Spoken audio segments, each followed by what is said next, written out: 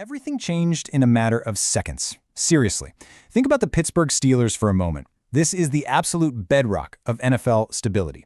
We're talking about a franchise that is globally known for its unshakable, almost stubborn patience. This is an organization that suddenly finds itself staring directly into the terrifying, pitch-black unknown. To really understand the sheer gravity of this moment, you have to look back at their history. Before this very second, this franchise only had 3 head coaches since 1969. Let that sink in. Chuck Noll, Bill Cowher, Mike Tomlin. That is 55 years of supreme, calculated, almost unheard of stability in professional sports. And now? Well, that massive foundation has completely cracked. And what they're desperately trying to build on top of it could honestly either be a historic, crowning masterpiece or a catastrophic, franchise-altering collapse. Welcome to NFL Nexus, everyone. If you're looking for the deepest, most intense, and cinematic explainers in the football world, you are in exactly the right place. Make sure to subscribe to the channel, hit that like button on this explainer, and comment on what you think about this whole situation down below. And hey, if you truly want to support the channel and dive deeper into the gridiron with us, consider becoming a channel member. Because what we're looking at with this 2026 offseason isn't just a standard transition for Pittsburgh. It's a high-stakes, all-or-nothing gamble that literally has the entire league holding its breath. It all really kicked off when Micah Parsons stood up on national television and said, quote, "We got a spot for you. Just keep coming north." Think about the absolute magnitude of that exact moment. This wasn't some random offhand tweet from a burner account. This happened during Game 6 of the NBA's Western Conference Finals down in San Antonio. Dallas Cowboys superstar Micah Parsons was caught on camera openly recruiting Mike Tomlin. He was practically begging him to come back to the sidelines. And honestly, why wouldn't he? Because the legendary Mike Tomlin era is officially over. We are talking about a man who literally never had a losing season in 19 years as the head coach of the Pittsburgh Steelers. 19 years! A Super Bowl champion, a leader of men who completely defined an entire generation of grueling, smash-mouth AFC North football. But Tomlin has finally stepped away from that brutal, endless grind of the sidelines to take a highly coveted, pressure-free gig as a Sunday Night Football analyst for NBC. So, he's gone. He's really gone. And leaving that massive echoing void behind, the Steelers had to pivot, and man, they pivoted violently. Enter their 17th head coach in franchise history, Mike McCarthy, a hometown native from Greenfield, stepping right into the ultimate pressure cooker, tasked with the almost impossible job of replacing an absolute, undisputed legend. All right, let's dive right into Section 1, Built for Winter Football, which is Mike McCarthy's entirely new blueprint. You see, McCarthy didn't just bring a new playbook with him to the Steel City. He brought an entirely new, deeply aggressive, and old-school philosophy. He took one long look at the brutal, unforgiving landscape of the AFC North. He looked at the harsh reality of January football, and he decided to just completely rip up the modern, pass-happy, air raid script entirely. McCarthy is demanding that this team internalize a brutal new reality, and he calls it winter football. Now listen to me, this isn't just some catchy slogan that they're going to slap on a locker room t-shirt. Winter football is a hyper-specific strategy. It relies heavily on highly disciplined, incredibly smart situational play. It demands a terrifying, dominant presence in the trenches. And above all else, it is built entirely around a physical, bruising run game designed specifically to crush the spirit of opponents when those late-season elements finally hit. Let's really look at the micro-analytics of this division for a second. When you travel to Cleveland in the middle of December, those freezing winds coming right off Lake Erie literally turn the football into a rock. It's unthrowable. When you go into M&T Bank Stadium in Baltimore, that bitter chill fundamentally slows down speed rushers and finesse wide receivers. Lightweight, modern spread offenses, they get physically mauled in these conditions. McCarthy knows this. He doesn't want his team trying to win a track meet when the temperature drops to 10 degrees. He wants to drag the opposition into the deep water. He wants to freeze them out, utilize heavy offensive line packages, and physically break their will to keep making tackles in the fourth quarter. Moving on to Section 2, the Defensive Masterclass, which ESPN is already calling the best move of the year. Because here is the uncompromising, undeniable truth about this league. To actually execute winter football, you cannot just have a good defense. You need absolute killers. This side of the ball is the pure backbone of McCarthy's entire blueprint. Mike McCarthy actually went on the record and explicitly stated that this current group is the deepest defensive line he has ever had in his entire 18-year NFL coaching career. Just pause and think about the sheer magnitude of that statement for a second.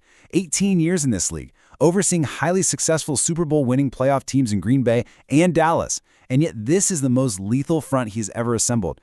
Led by their new defensive coordinator, Patrick Graham, they are fully embracing a physical, punishing identity that really echoes those historic Steel Curtain eras of the past. Graham's scheme relies heavily on multiple fronts, complex disguised coverages, and a heavy, relentless defensive line rotation that keeps 300-pound disruptors incredibly fresh for the final minutes of a game. They've also gone out and added incredibly versatile pieces, like safety Jaquan Brisker. He is a player perfectly designed to drop right down into the box and act as a secondary enforcer. Now you might be wondering, why this extreme, almost obsessive focus on defensive violence? Well, it's because the ghost of last year's wild card round still heavily haunts this building. Remember that? The Steelers yielded 320 total yards, they were completely and systematically picked apart over the middle of the field by C.J. Stroud, and they got bounced 31-23 by the Houston Texans. The defensive front simply got exhausted. They ran out of gas. That failure is a deep, painful scar in this franchise right now. This new rotational depth is being specifically engineered to ensure a second-half collapse like that literally never happens again. And that brings us to why ESPN dubbed this the undisputed best move of the Steelers' entire offseason. It all comes down to pure front office brilliance and elite salary cap manipulation. On one side of the equation, we have this absolutely brilliant financial maneuver, securing former Tampa Bay Buccaneers cornerback Jamel Dean. Let's actually break down the cap math here, because frankly, it is staggering.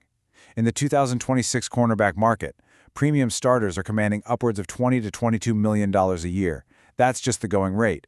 Jamel Dean was a highly consistent, locked-in starter in Tampa Bay for 5 straight years. But somehow, the Steelers managed to secure him on what is essentially a one-year, $13.5 million guarantee. In today's exploding salary cap environment, that is absolute highway robbery. It's a highly flexible, low-risk contract that gives the front office an incredibly easy opt-out if Dean happens to regress during his age 30 season. But the true genius of this move is the on-field impact. You pair Jamel Dean on one side with Joey Porter Jr. on the outside, suddenly Patrick Graham has a devastating, exhausting trio of edge rushers, forcing bad, rushed throws and absolute lockdown clamps on the perimeter waiting to intercept them. It is a total shutdown mechanism designed specifically to suffocate elite passing attacks before they can even get started. But of course, there are two sides to the football. Section 3, the quarterback gamble. Reunited and incredibly risky.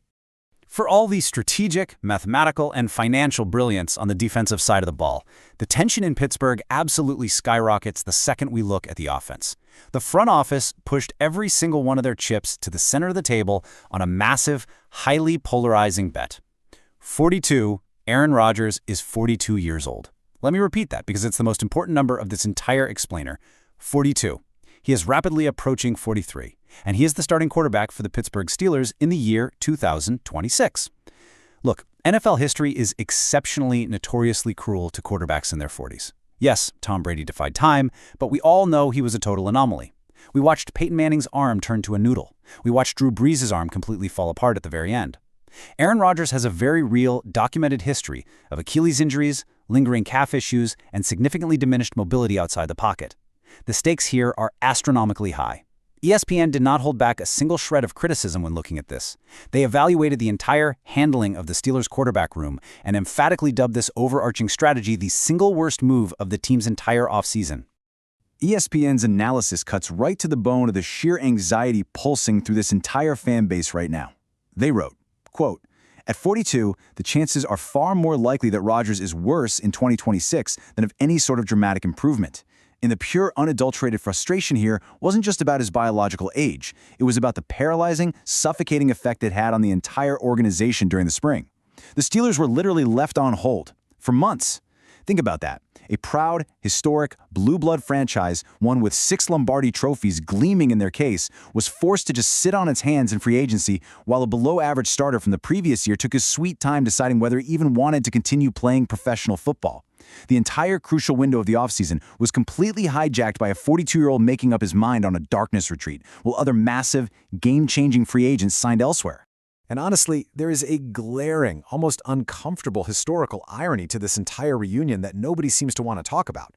Rodgers' performance actually improved dramatically in Green Bay after McCarthy left and was eventually replaced by Matt LaFleur. Let's look at the actual hard numbers here. Back in 2018, during their final turbulent year together, the Packers went 4-7-1 before McCarthy was unceremoniously fired midseason. The offense looked notoriously stagnant. It looked broken. Yet just 2 years later, under LaFleur's entirely new system, Aaron Rodgers goes out and wins back-to-back NFL MVP awards in 2020 and 2021. His efficiency absolutely skyrocketed once he was finally free of McCarthy's scheme. So now critics are incredibly deeply skeptical of this exact pairing working out nearly a decade later, especially when the physical tools have so drastically diminished. The national media is just waiting with bated breath for the inevitable implosion. And don't forget the extreme internal pressure cooker happening in that locker room right now. The Steelers have young, highly touted quarterbacks Will Howard and Drew Aller, who they drafted over the last 2 years, sitting right there on the bench. They're watching, they're waiting, while a 42-year-old takes the reins under a coach he historically went to absolute war with. Which naturally leads us to Section 4, Early Signs of Tension and the OTE Drama. Guys, it is only May. The pads aren't even fully on yet. The summer break hasn't even happened. But the pressure cooker environment in Pittsburgh is already showing early, visceral cracks that are just impossible to ignore at this point. Take in the sheer hostility of these words from Mike McCarthy at a recent post-practice press conference, where he was openly snapping at his brand-new running backs coach Ramon Shinyong. He stepped to the mic and said, "I don't know what the hell Chin's doing, giving that good information out so early. I'll have to have a talk with him." Understand this deeply, because this is crucial. McCarthy did not say this with a smirk. He wasn't joking around with the local beat reporters to get a laugh. He publicly, aggressively undressed a member of his own coaching staff in front of the entire National Football League. Why such an explosive, angry reaction in the spring? Because in the NFL, schematic information is the ultimate premium weapon, and his assistant coach just essentially handed a loaded gun directly to the enemy. Coach Shinyong completely compromised the tactical script. In a casual conversation, he told the media that McCarthy's absolute golden key to victory, his magic number, is hitting 55 total offensive touches and completions combined per game. Breaking that math down specifically, a strict, rigid target of 25 runs and 30 completions.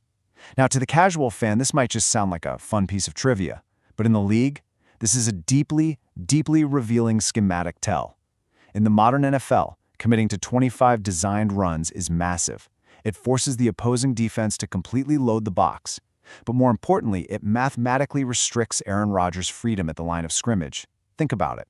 If the offense has a rigid, unbending quota of 25 runs to hit, Rodgers cannot constantly audible out into passing plays whenever he sees a heavy front, which is exactly what he loves to do. This leaked data also perfectly maps onto how they plan to utilize their brand new offensive pieces. It tells us they plan on using wide receiver Michael Pittman Jr. heavily in the quick game to hit those 30 completions, while rookie offensive tackle Max Ihianakar is being brought in specifically to pave the way for those 25 grueling runs. In the giant, high-stakes, million-dollar chess match of professional football, giving out your exact target volume is a catastrophic, unforced error. Opposing defensive coordinators now know exactly what tempo the Steelers are trying to establish from the opening kickoff and exactly when they are falling behind their mathematical script. And the fallout from this seemingly tiny slip-up is absolutely devastating. First, opponents now possess the literal mathematical key to McCarthy's victory strategy. Second, the media magnifying glass on this team has just intensified tenfold. Every single microphone, every single camera in the city of Pittsburgh is now hunting for blood. They are just waiting for the ghosts of Green Bay to reappear on the sidelines. Let's rewind back to 2018 again. The friction back then was palpable. It was toxic. Reports were constantly surfacing of Aaron Rodgers openly ignoring McCarthy's play calls in the huddle and audibling into his own designs. There were passive-aggressive press conferences every week. There was visible eye-rolling on the sidelines. It culminated in McCarthy being fired mid-season. That dark history is hanging over this current franchise like a massive thundercloud. If an assistant coach making a minor, offhand comment about play volume causes this much public anger and tension in May, what exactly happens when Rodgers throws a crucial, game-losing interception in December? What happens when they are trailing by 10 points in the fourth quarter in the freezing, blinding snow and Rodgers demands to throw the ball, but McCarthy demands they stick to that 25-run quota? One or two more slip-ups, and this supposed storybook ending morphs into an uncontrollable, ugly media circus. So, it all comes down to this massive question. Will the Mike McCarthy and Aaron Rodgers reunion successfully conquer the brutal reality of winter football? Or will it completely collapse under the blinding, unforgiving spotlight? They have engineered a roster that is aggressively, intentionally built for the freezing trenches of December and January. That defensive line rotation looks absolutely terrifying on paper. The secondary, anchored by Jamel Dean and Joey Porter Jr., is perfectly constructed to suffocate elite passing attacks. But the quarterback is 42 years old, with a long history of lower body injuries. The offensive tempo strategy just got accidentally leaked to the entire league. And the coaching staff is already showing very real, very public signs of high-stress tension before training camp has even officially begun. This is the ultimate high-stakes NFL gamble. They have to somehow survive the blazing heat of the summer. the relentless, suffocating media scrutiny, and the very real friction of their own massive egos long before they ever even reach the winter. Let me know what you guys think down in the comments below. Will this incredibly bold, wildly risky experiment end with Mike McCarthy hoisting a 7th Lombardi trophy for Pittsburgh? Or will it result in a spectacular, very public disaster that sets the franchise back a decade? Remember to subscribe to the NFL Nexus channel, hit the like button on this explainer, and definitely consider becoming a channel member for more deep dives into the gridiron. Until next time, keep your eyes on the Nexus.